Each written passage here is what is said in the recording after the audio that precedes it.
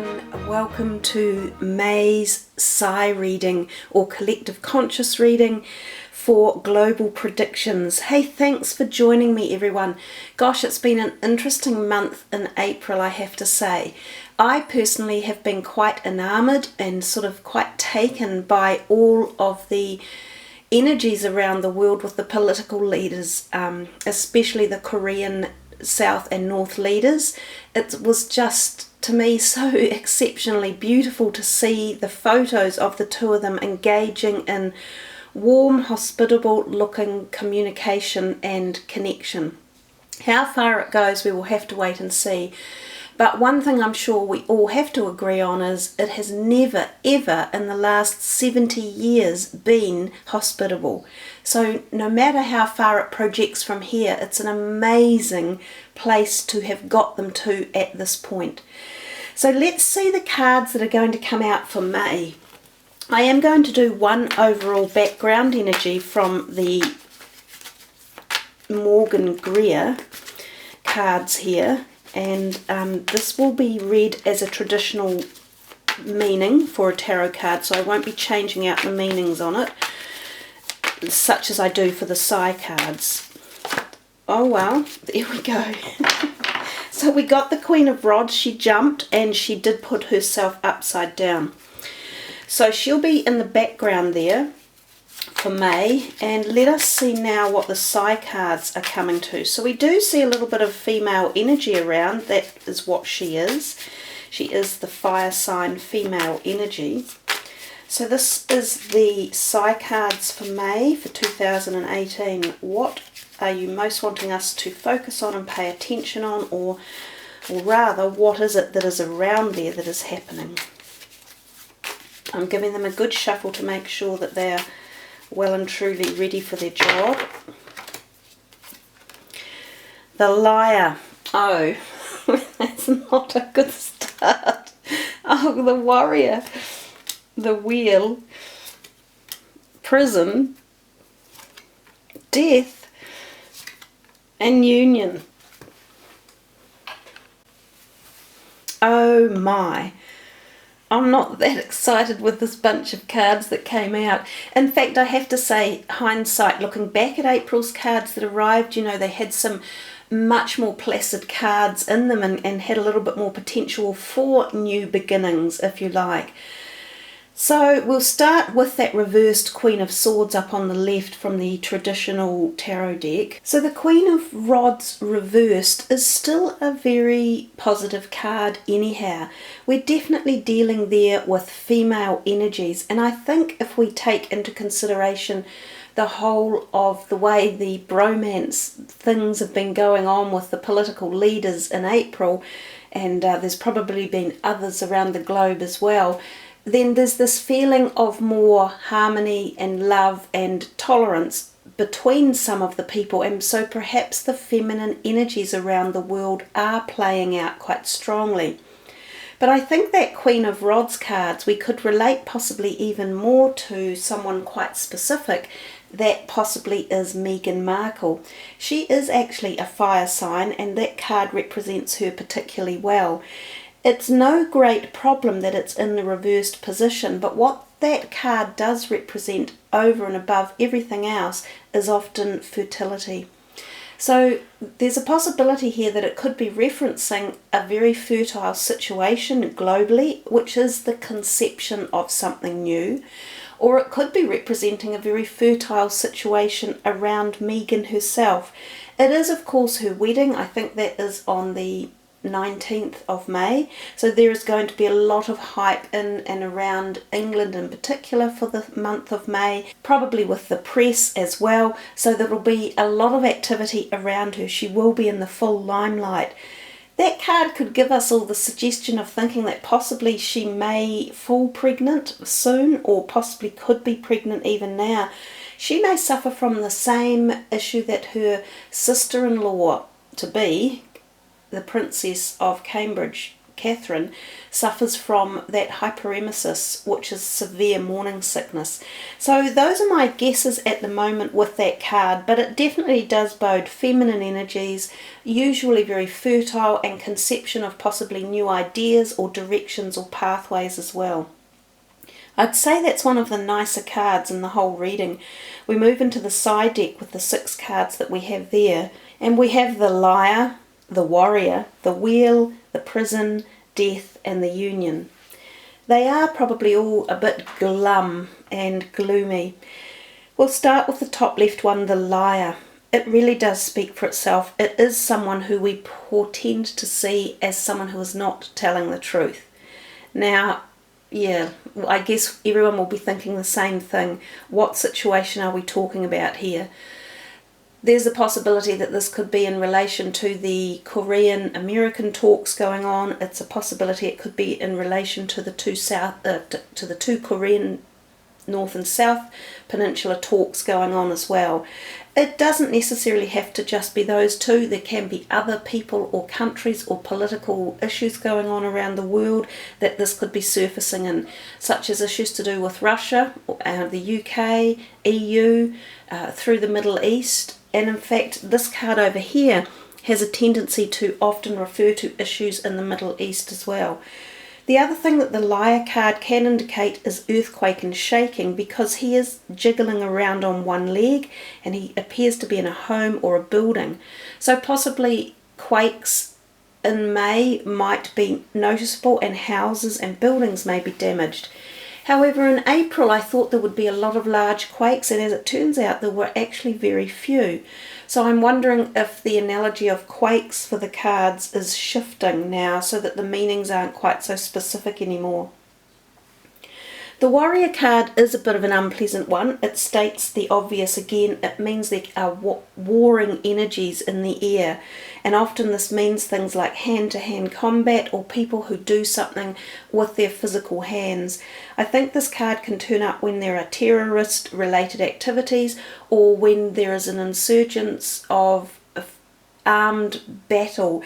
Now this can be particularly relevant or prevalent up through the Middle Eastern territories and countries around that area. It does also look like parts of the older ends of Europe with the castles in the background. What I do notice is there's a lot of water flowing through this river, and it seems to be coming out of the river and extending onto land. So the Warrior card can often mean not just fighting and warring energies and possible terrorist activity, but it can also lend itself to flooding and rapid flooding, taking out towns and villages and, rivers that breach its banks and go out into established areas of suburbia or towns. The Wheel is not dissimilar in many ways. We have water again surging through underneath the wheel. So 2 cards right next to each other with watery issues, and so does the one underneath.